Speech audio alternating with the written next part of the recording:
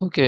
তো এই জিনিসটা কিন্তু এটা কিন্তু ভালোভাবে মাথায় রাখা লাগবে যে তুমি যদি দশমিক বাম দিকে নিয়ে যাও, পাওয়ার সবসময় বাড়বে। সো এখন মাইনাস থাকলে এটা তো -11 থেকে 12 হবে না, এটা 10 হবে। এইসব জিনিস খেয়াল রাখবো। ওকে।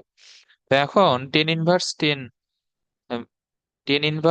টেন মিটার সমান আমরা এখানে কি লিখতে পারি? এক অ্যামস্ট্রং লিখতে পারি না? এই তোমার টেন হুম। ইনভার্স টেন মিটার সমান। তাহলে এইটা জিনিস, এটা ভালোভাবে মাথায় রাখবা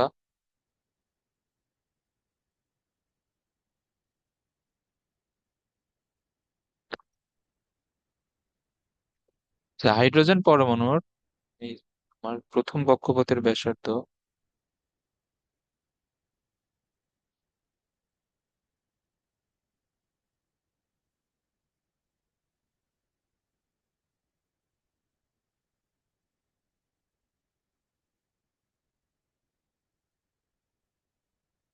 এই সেম জিনিস কিন্তু রসায়নেও আছে। তো এইসব এখানে ভালোভাবে শিখে রাখো, এগুলো রসায়নে গিয়ে আর আবার পড়ানো হবে না।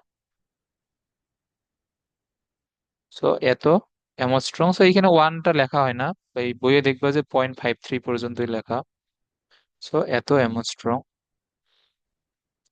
এবং এই প্রশ্নটা যদি রসায়নে আসে, এটাকে বলা হয় বোর ব্যাসার্ধ। এটাকে বোর ব্যাসার্ধ বলা হয়, মানে সায়েন্টিস্টের নাম আর কি, বোর। ওকে। এখন আমি যদি একটা জিনিস খেয়াল করো, যে যদি এটাকে 1 নম্বর সমীকরণ এবং এটাকে যদি 2 নম্বর সমীকরণ দিই, Rn ডিভাইড বাই যদি R1 দেই, এই তাহলে এগুলা ভাগ করলে শুধুমাত্র কে এখানে বাকি থাকবে? এই সমীকরণ দুইটা এখানে খেয়াল করো। Rn এর সমীকরণকে R1 দ্বারা তুমি যদি ভাগ করো, শুধুমাত্র n² এখানে বাদ থাকবে শুধুমাত্র, হুম। না? এটা থাকবে। হ্যাঁ। তাহলে Rn সমান কি হবে? R1 into n²। R1 কত? 0.53 অ্যামস্ট্রং ইন্টু এন। এখন এইটা অবশ্যই মাথায় রাখতে হবে এমসিকিউ এর জন্য। এটা কিন্তু সৃজনশীলে অ্যাপ্লাই করা যাবে না। তো সৃজনশীলে আসলে কিভাবে সলভ করব তখন, এই মেইন সূত্রগুলো কিন্তু অবশ্যই মাথায় রাখতে হবে সৃজনশীলের জন্য। বাট এইটা হচ্ছে এমসিকিউ এর জন্য। এখানে এন কি? এন হচ্ছে এখানে কক্ষপথের সংখ্যা। এখন তোমার হাইড্রোজেন পরমাণুর প্রথম কক্ষপথের ব্যাসার্ধ মুখস্থ থাকার লাগবে যে 0.53 অ্যাংস্ট্রম। এখন তোমাকে যে জিজ্ঞেস করে যে এই দ্বিতীয় কক্ষপথ অথবা পঞ্চম কক্ষপথের ব্যাসার্ধ কত হবে 0.53 অ্যামস্ট্রং এর সাথে, তাহলে কি হবে? 2² অথবা 5² গুণ। খুবই সহজ, এটা কিন্তু অবশ্যই মনে রাখতে হবে।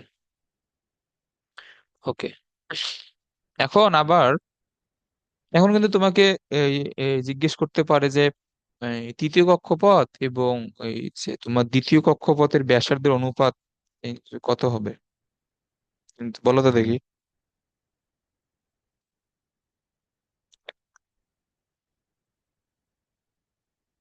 বলো।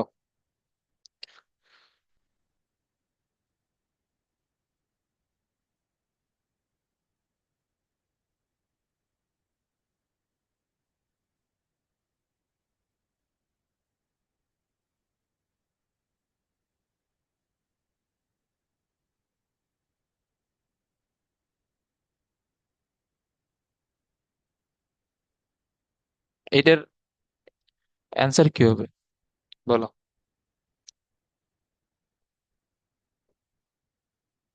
এগুলো এমসিকিউ কিন্তু আসবে।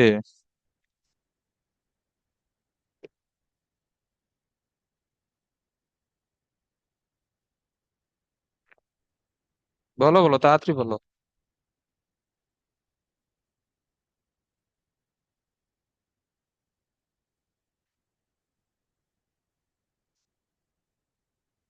পারবা না এটা?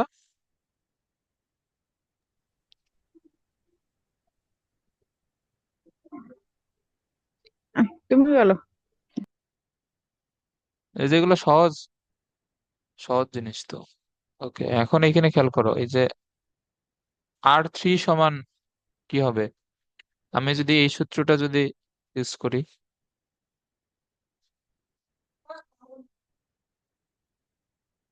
ধরো আমি যদি এই সূত্রটা ইউজ করি, R3 সমান কি হবে? 9 × R1 হবে না? হুম। R2 সমান কি হবে? 4 × R1। তাহলে R3/R2 অর্থাৎ তৃতীয় এবং এই যে দ্বিতীয় কক্ষপথের ব্যাসার্ধ, এখন যদি ভাগ করে, এটা কত হবে? 9/4। বুঝছো? বুঝছি। তো এই টাইপের কিন্তু এমসিকিউ আসবে অবশ্যই, এগুলা খেয়াল রাখবা। আচ্ছা, এখন আমরা তো এইখানে ব্যাসার্ধ সম্পর্কে শিখলাম। আমরা যদি এইখানে এগুলো কার উপরে রে, মাস্টার বাড়ি, ওই মুরাদ, ওগুলা কার? ওই বাটিগুলো কার? ওগুলা আপনার রাখে এইভাবে পরিষ্কার করে। আচ্ছা, এখন এইখানে,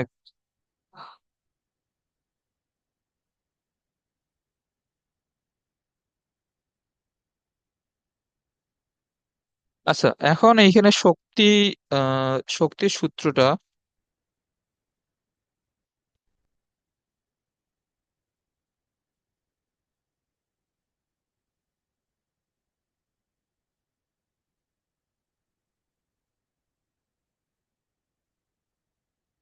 এনতম কক্ষপথের শক্তির সূত্র হচ্ছে, লিখে নাও ওইগুলা এই সাথে সাথে। এইখানে শক্তির সূত্রে কিন্তু মাইনাস আছে। M e⁴ 8 n² H²H²। ওকে, তো এইখানে সবকিছুর পরিচয় তো জানোই। এখন এইখানে দেখো সামনে একটা মাইনাস আছে।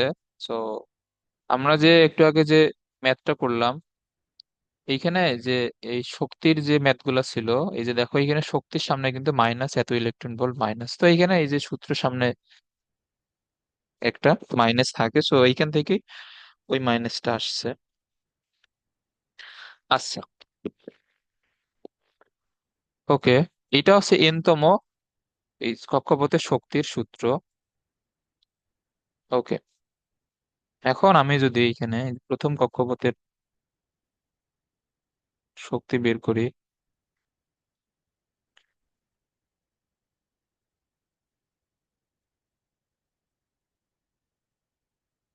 E1 সমান কি হবে? জাস্ট এন এর জায়গায় 1 বসবে। M e⁴ 8 H²/0 ওকে, সো এখন তুমি যদি এখানে সবগুলা বসাও, আমি আর এখানে বসাইলাম না, সো এটা আসবে -2.17 ইন্টু 10⁻18 জুল।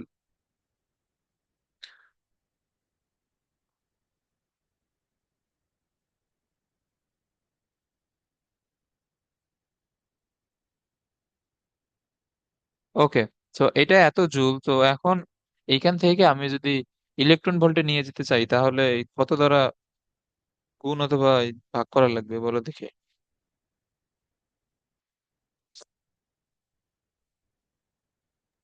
1.6।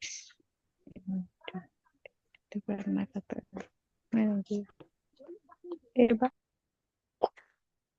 আমি তো এটা না লিখে দিলাম, 1 ইলেকট্রন ভোল্ট সমান কত? 10⁻19 জুল। সো এখন তুমি যদি জুল থেকে ইলেকট্রন ভোল্টে নিয়ে যেতে চাও, তাহলে এটাকে গুণ দেওয়া লাগবে নাকি ভাগ দেওয়া লাগবে? ভাগ। হ্যাঁ, এখন তুমি যদি এটাকে 1.6 × 10⁻19 দ্বারা ভাগ দাও, তাহলে এটা চলে আসবে ইলেকট্রন ভোল্টে। সো এটাকে ভাগ দিলে এটা পাবা।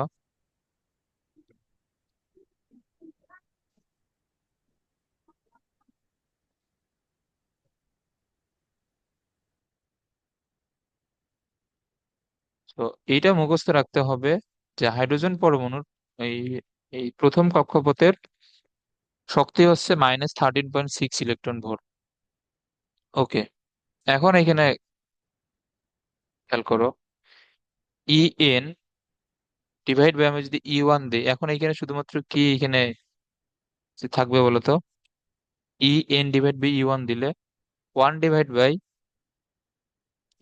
শুধুমাত্র এই যে এখানে থাকবে, কারণ এখানে n² কিন্তু EN এ ভাগ অবস্থায় আছে, তো EN ডিভাইড বাই E1 দিলে 1/n²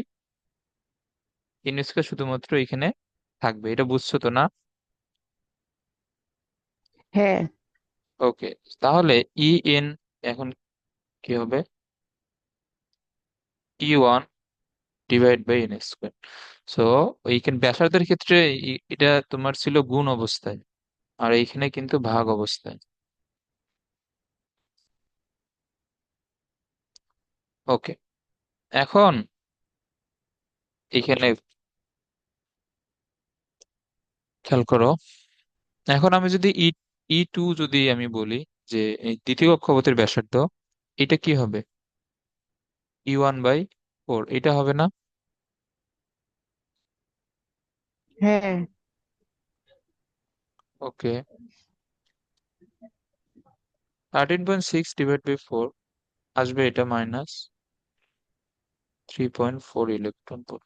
এখন এটা এমনিতে তোমার এ- এটা স্বাভাবিক দেখায় মনে হইতে পারে যে, এখন আমি যদি এখানে E3 লিখি, E3 কি হবে?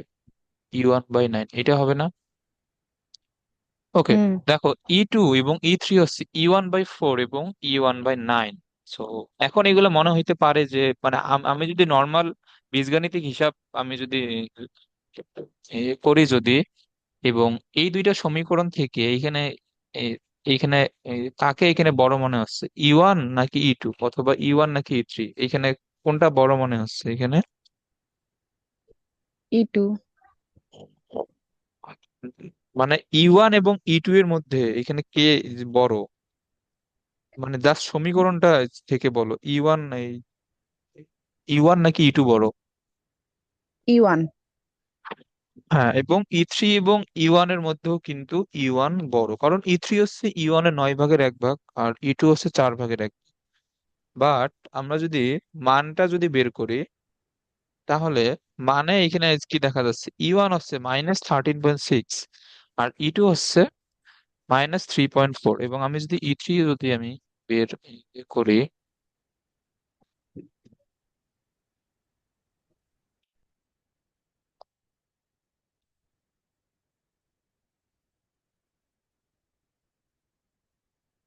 ও এটা আসবে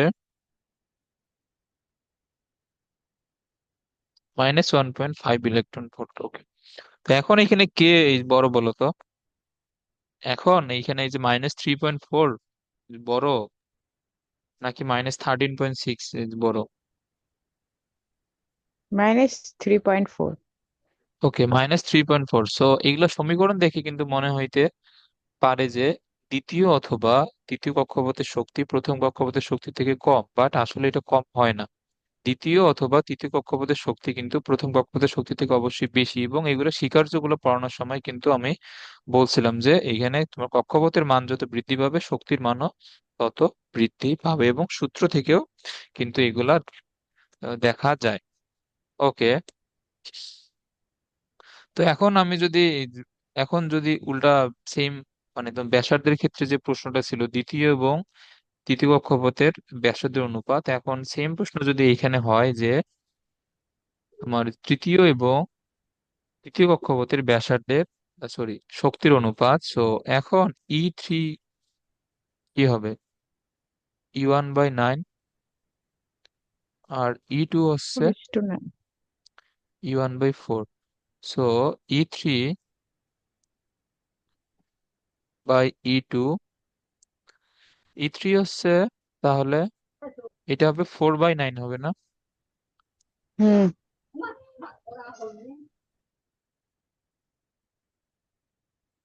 ওকে, সো এটা হবে 4/9। এগুলা কিন্তু এমসিকিউ এর জন্য লাগবে। ওকে।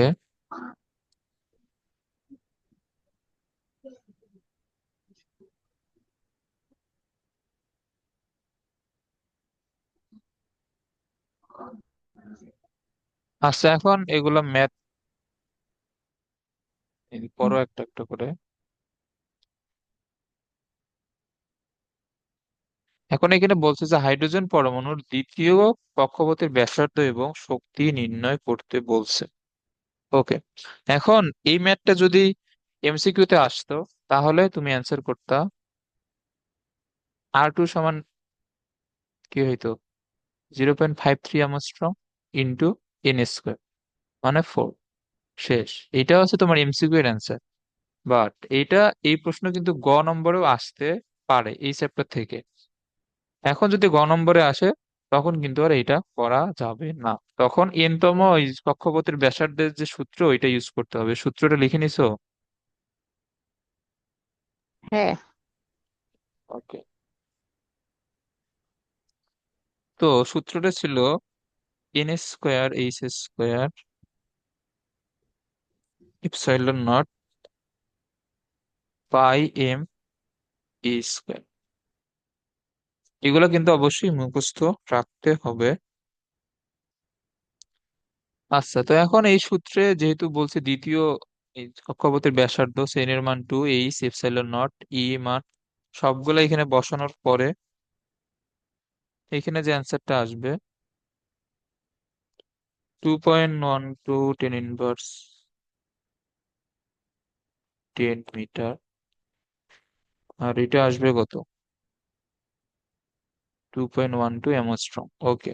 সো এখন 0.53 এর সাথে তুমি যদি 4 গুণ করো, তাহলেও তুমি দেখবা যে 2.12 আসে। 2.12 কিন্তু আসে তুমি যদি এর সাথে 4 গুণ করো। ওকে।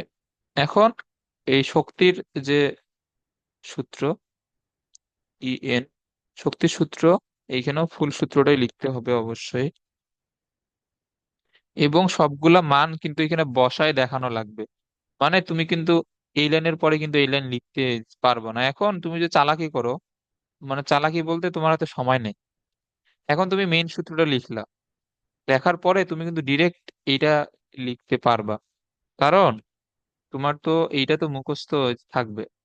তো পরীক্ষার হলে অনেক অনেক জিনিসই মাথায় রাখতে হবে। এবং এইগুলা চালাকি না করলে আসলে দেখা দেখা যাবে যে তুমি, মানে তোমার হাতে সময় নাই কিন্তু আহ, মানে তুমি যদি ফুল নাম্বারও, এখন তুমি জাস্ট এইটা লিখলেও তোমাকে স্যার কিন্তু ফুল নাম্বারই দিয়ে দিতে পারে তুমি যদি লেখো। এখন দেখো, এই লাইনের পরে তোমার এই সূত্রে সব একক, আহ মানে সবগুলা এই যে রাশি তোমার কোন এককে বসবে এখানে, অবশ্যই এসআই এককে না। সো তোমার যেটা হুম। ক্যালকুলেটরে যে মানটা আসবে সেটা তো মিটারেই শো করবে। সো তুমি আগে মিটারের মানটা লিখবা।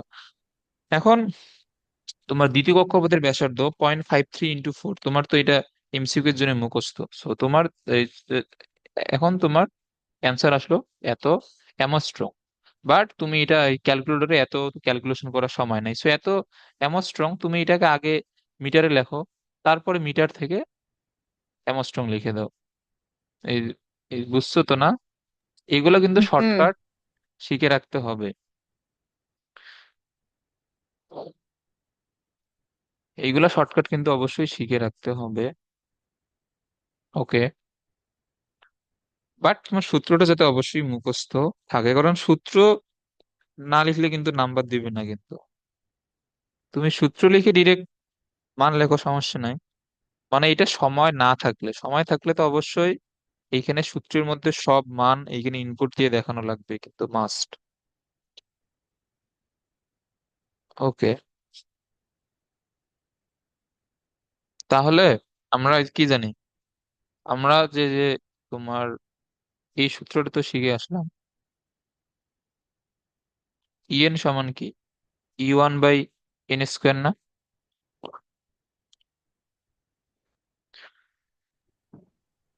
এটা মনে নাই? ই ওয়ান আছে। By n²। তো এখন E1 এই কত ছিল এই প্রথম কক্ষপথের শক্তি? -13.6। হ্যাঁ, এটা কোন এককে?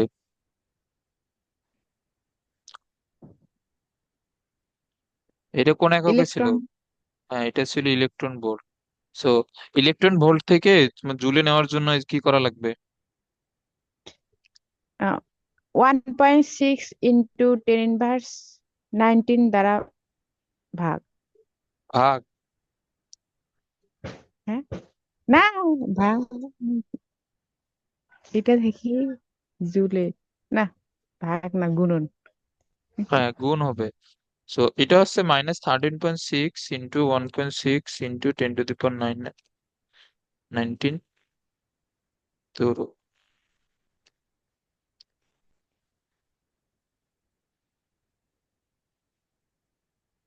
ওকে, তাহলে তোমার এইটা জুল এককে এখানে এটা কত আসবে? 2.17 × 10⁻18 জুল। হ্যাঁ, এটা হচ্ছে E1। সে এখন তোমার যেহেতু দ্বিতীয় কক্ষপথের জন্য বের করতে বলছে, তো এখানে কি হবে, /4 হবে না? হ্যাঁ, এখন তোমার /4 দিয়ে যে মানটা আসবে, এই মানটাই তো এইখানে বের হবে নাকি? এইটাই তো আসবে এইখানে, মাইনাস এত জুল। ওকে। ওকে, এখন এটা জুল এককে আসলো, তুমি এটা অন্য এই যে এইখান থেকে ক্যালকুলেশন করে নিয়ে এসে তুমি এখানে বসাই দিলা। এখন এটা কি হবে? এখন এটা যেটার ইলেকট্রন ভোল্টের মান এই যেটা হয় সেটা লিখে দাও, 1.6 ইন্টু 10⁻19 দ্বারা আবার এটাকে ভাগ করে দাও, তাহলে এটা আসবে 3.4। সো এইসব এইসব চালাকি কিন্তু মাথায় থাকতে হবে। ওকে, সো এটা হবে এত ইলেকট্রন ভোল্ট।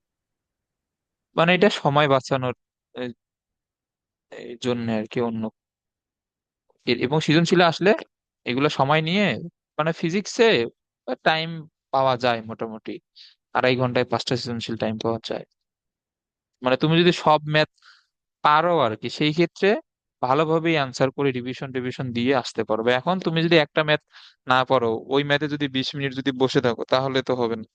সো এই জন্য টেস্ট পেপার তো তোমাকে দিয়ে দিছি, একটা একটা সৃজনশীল যাতে বাদ না যায় টেস্ট পেপারের, সবগুলা সলভ করে যাবা, সব কমন পাবা। ওকে, এখন আবার এটা না যে তুমি টেস্ট পেপার থেকে হুবহু এই কমন পেয়ে যাবে তা না,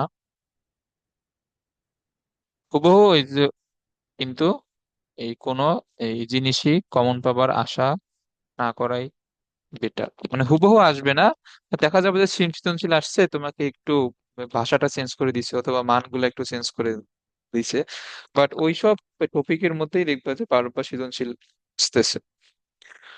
ওকে, এখন এটাতে কি বলছে, প্রথম কক্ষপথের ব্যাসার্ধ দেওয়া, শক্তি দেওয়া, তৃতীয় কক্ষপথের এই যে ব্যাসার্ধ এবং ইলেকট্রনের শক্তি, এটা তো ওই সূত্রগুলা দিয়েই বের করতে তো পারবা। এখন আমি বলি, এই যে এই সৃজনশীলটা, এই ধরো যে এটা তোমার গ নম্বরে আসলো, এখন তুমি এটা কিভাবে সলভ করবা? এই যে এটা, এইখানে কিন্তু ডিরেক্ট এটা লেখা যাবে না যে Rn = R1 × n² অথবা E1/ns, ডিরেক্ট এটা লিখবা। এটা কিন্তু গ নম্বরে ডিরেক্ট লেখা যাবে না, এটা তুমি নিয়ে আসবা। এখন এটা তুমি কিভাবে নিয়ে আসবা আমি তো শিখাইলাম। এই যে তুমি এখানে প্রথমে Rn এর সূত্র লিখবা, কি এটা, n² h²ε0 π m e²। এরপরে তুমি R1 এর সূত্র লিখবা, R1 সমান কি হবে, π m e²। এরপরে তুমি Rn কে R1 দ্বারা তুমি ভাগ করবা, এইখানে সব মান লিখবা R1 এর এইখানে, Rn এর এবং R1 এর সূত্রটা এখানে বসাবা। এরপরে এখানে কি আসবে, n² আসবে না? হ্যাঁ, এটা বুঝছো? বেশি। ওকে, এখন Rn সমান কি হবে, R1 × n²। মানে তুমি এটা এই যে সূত্রগুলো লিখে টিখে এটা তুমি এই বের করে দেখাবা যে আর এন এর সাথে আর ওয়ান এর সম্পর্ক এটা। তারপরে তোমার তো আর ওয়ান তো দেয়াই আছে, এত অ্যামস্ট্রং এবং এন কত, এন হচ্ছে 3। তারপর ওইটা বসাবা, এন এর মানে 3 দিবা, তারপরে ম্যাথ করবে এবং ই এরটাও সেম ভাবে এইভাবে বের করে দেখাবা যে আসলেই এই সম্পর্কটা আসে। এখন তুমি যদি এগুলো বের করে দেখাও তাহলে তোমার ফুল মার্ক। বুঝছো তো না এটা? বুঝছি। ওকে, তো সৃজনশীল সলভ করার জন্য অবশ্যই কিছু টেকনিক অবলম্বন করতে হয়।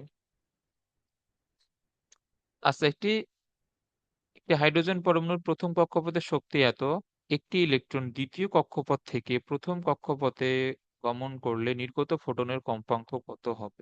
সো এটা তোমার প্রথম কক্ষপথে শক্তি দেওয়া। এখন দ্বিতীয় থেকে প্রথম কক্ষপথে আসলে আমাদের শক্তির পার্থক্যটা অবশ্যই জানতে হবে। তো শক্তির পার্থক্যটা জানার জন্য দ্বিতীয় কক্ষপথের শক্তিটা লাগবে।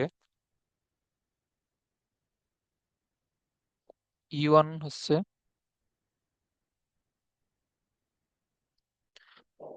-13.6 ইলেকট্রন ভোল্ট।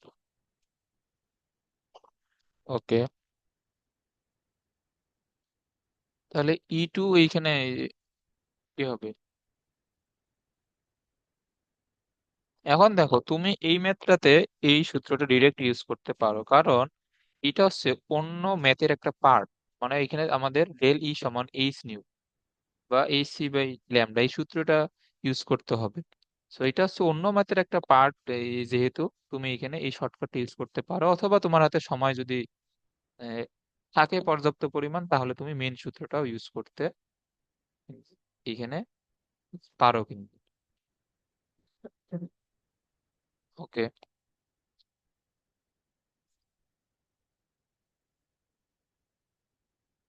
তো এটা যেহেতু দ্বিতীয়, এটা হবে।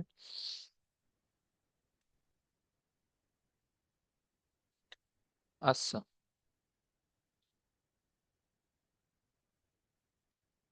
তো এত ইলেকট্রন ভোল্ট, তাহলে ডেল ই সমান এখানে কি হবে?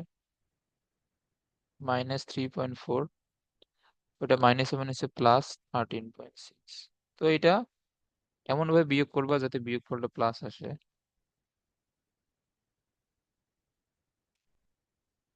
তো এটা হবে 10.2 ইলেকট্রন ভোল্ট। একে যদি জুলে নিয়ে যাও তাহলে এটা আসবে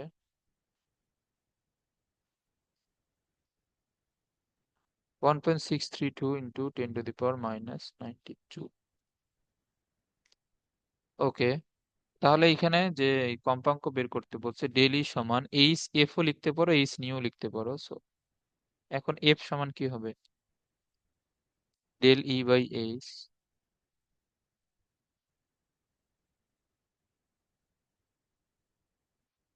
এইচ কত হবে? 6.624, 10⁻34।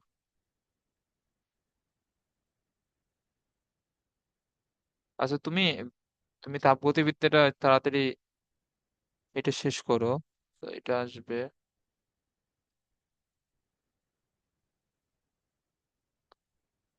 2.463, 10⁻15। এটা যেহেতু কম্পাঙ্ক, এর একক হচ্ছে হার্টজ। ওকে, আচ্ছা দাঁড়াও। আচ্ছা, এরপরে আর স্লাইড, ওয়েট, আমি এখানে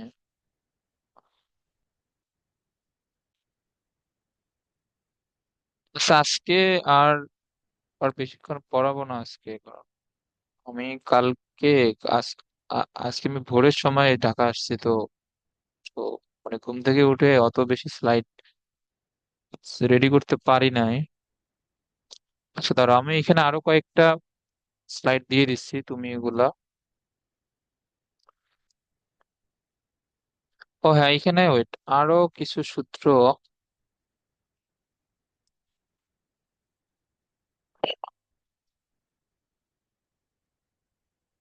এটা এটা তোমার কাছে যে বই আছে, তুমি সেইখান থেকে ওইগুলা রিডিং পড়ে নিও।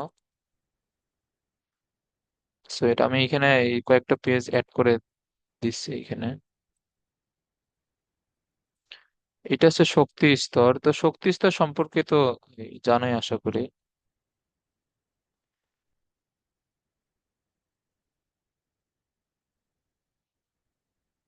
এই চ্যাপ্টারে যেগুলা মেইন টপিক, এটা আছে তোমার তেজস্ক্রিয়তা এবং অর্ধায়ু রিলেটেড। আমরা এগুলা কালকে থেকে এগুলো পড়বো।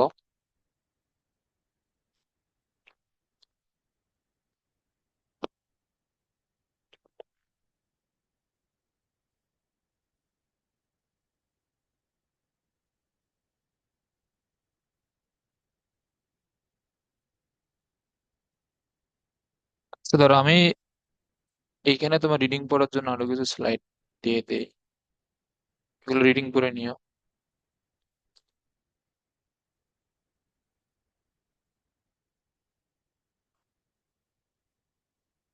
আর আহ এই কণিকে 6.3 এর একটা ক্লাস এখনো কিন্তু বাকি আছে। তুমি 6.3 এই যতটুক পর্যন্ত হইছে অতটুক পর্যন্ত রিভিশন দিয়ে আসিও। আর 6.3 আরেকটা ক্লাস মেবি নেওয়া মানে একটা ক্লাস ফুল লাগবে না, 40-50 মিনিটের মধ্যে ওইটা শেষ হয়ে যাবে। সো তুমি বাকিটা রিভিশন দিয়ে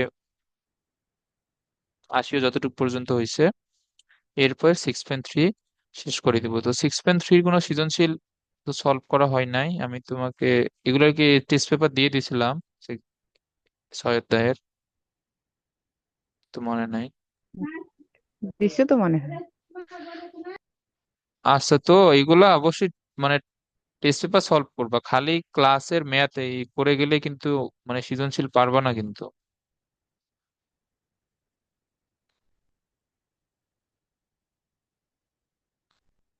এইগুলা এই যে তোমার টেস্ট পেপার সলভ করা কিন্তু খুবই ইম্পর্টেন্ট। সো বারবার এই যে বলতেছি, টেস্ট পেপার যাতে কিছু বাদ না থাকে। তো এই কনিক চ্যাপ্টার কিন্তু খুবই ইম্পর্টেন্ট। দেখা যাবে যে তুমি তুমি কনিক থেকে দুইটা সৃজনশীল পেয়ে যাইতে পারো কিন্তু, যদি ভাগ্য ভালো থাকে। সো এই কনিক চ্যাপ্টারটা সহজ এবং এখান থেকে দুইটা সৃজনশীল আসার চান্স খুবই বেশি কিন্তু। সো এইটা এই চ্যাপ্টার কোনোভাবেই হেলাফেলা করা যাবে না। এবং তোমার এই এই তোমার কলেজের পরীক্ষায় দেখবা যে এই কনিক থেকে দুইটা সৃজনশীল দিয়া দিচ্ছে। তো তুমি যদি কনিক ভালোভাবে শেষ করো, এরপরে জটিল সংখ্যা আছে আর বহুপদী আছে, এই দুইটা চ্যাপ্টার সহজ। তারপরে বিপরীত ত্রিকোণমিতি আছে, ওইটাও সহজ। তো আমরা আরো 2-3টা চ্যাপ্টার শেষ করব এর মাঝে ম্যাথের। তুমি তুমি আগে কনিকটা ভালোভাবে আহ, আগে শেষ করে রাখতে হবে। ওকে। আচ্ছা দাঁড়াও, আমি এগুলা এখানে একটু দেখাই দিই। এইখানে হচ্ছে শক্তি স্তর সম্পর্কিত তো আইডিয়া তো আছেই। আচ্ছা, আর এরপরে হচ্ছে নিউক্লিয়াসে কি কি হয়, তোমার নিউক্লিয়াসের ভিতরে কি আছে না আছে, এবং নিউক্লিয়াস কোন এই বিজ্ঞানী আবিষ্কার করছে এগুলাই।